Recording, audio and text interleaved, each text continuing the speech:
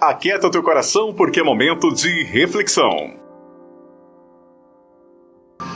Em Apocalipse capítulo 2, versículos de 1 a 7, está escrito: Escreva esta carta ao anjo da igreja em Éfeso.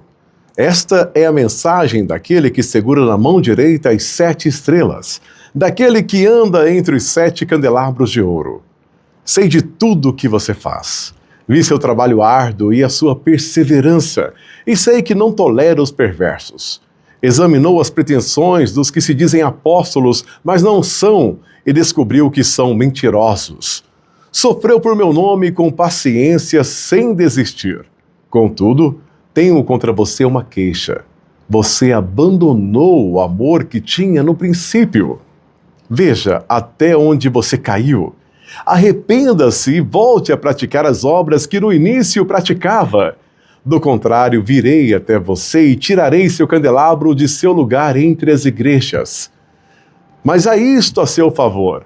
Você odeia as obras dos nicolaítas, como eu também odeio. Quem tem ouvidos para ouvir, ouça o que o Espírito diz às igrejas. Ao vitorioso darei o fruto da árvore da vida, que está no paraíso de Deus. Até aqui, palavra do Senhor.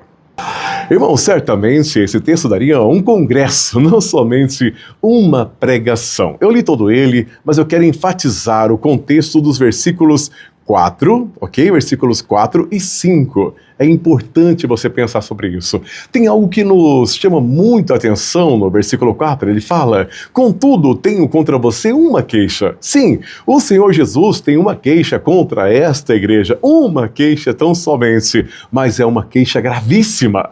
E a queixa é: você abandonou o amor que tinha no princípio. Repare, você não perdeu o amor, você abandonou, o verbo é outro, você deixou de lado. Quando você perde, é algo involuntário.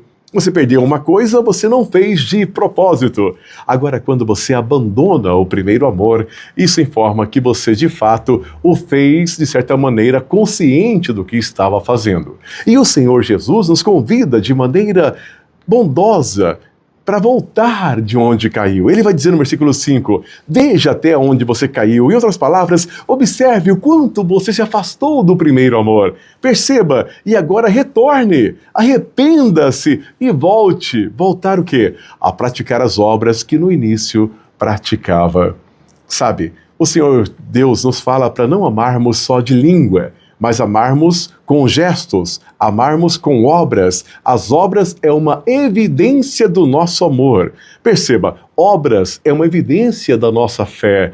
Você não é salvo por obras, mas se você tem uma fé salvífica, é inevitável que você tenha obras, se você tiver a oportunidade. Pouquíssimos homens na história não tiveram obras como aqueles que receberam o Senhor Jesus já no final da vida, como aquele ladrão na cruz. Ele não poderia de maneira alguma realizar obras porque as suas mãos estavam pregadas na cruz. Não poderia caminhar pela vereda da justiça porque os seus pés também estavam pregados na cruz. Mas quanto a nós, as nossas mãos estão livres, nossos pés estão livres, então precisamos buscar, praticar as obras que revelam, que é uma evidência do nosso verdadeiro amor por Deus. Precisamos caminhar nas veredas da justiça.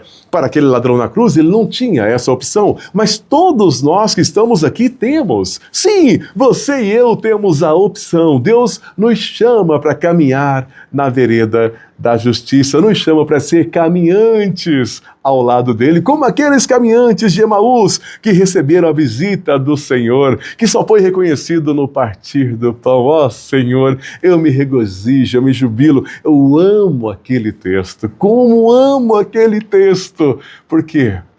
Porque é justamente caminhando que o Senhor Jesus nos visita. Enquanto você caminha, e o assunto era o quê? O assunto era o próprio Senhor Jesus. Eu encerro lembrando, irmãos, eu sei que eu cito muito esse versículo, mas ele é muito importante e deve ser relembrado diariamente. Lembre-se, o Senhor Deus nos fez nação santa, sacerdócio real de Deus vivo, propriedade exclusiva de Deus, mas tudo isso para anunciarmos as virtudes daquele que nos chamou das trevas para a sua maravilhosa luz. Deus não nos chamou para construir um mini-reino, e nem para viver neste mundo como se o amássemos, como se o desejássemos, porque está escrito que o mundo passa e com ele as suas concupiscências, mas aquele que faz a vontade de Deus, este permanece para sempre. Que eu e você sejamos sejamos aquele que faz a vontade de Deus e o faz com alegria, e o faz com o coração cheio de júbilo, cheio de regozijo, porque Deus ama aquele que dá com alegria, Deus ama aquele que faz as obras com alegria. Mas ele deixa um alerta muito perigoso. Do contrário, virei até você, tirarei o seu candelabro de seu lugar entre as igrejas. É sério, irmão. É muito sério.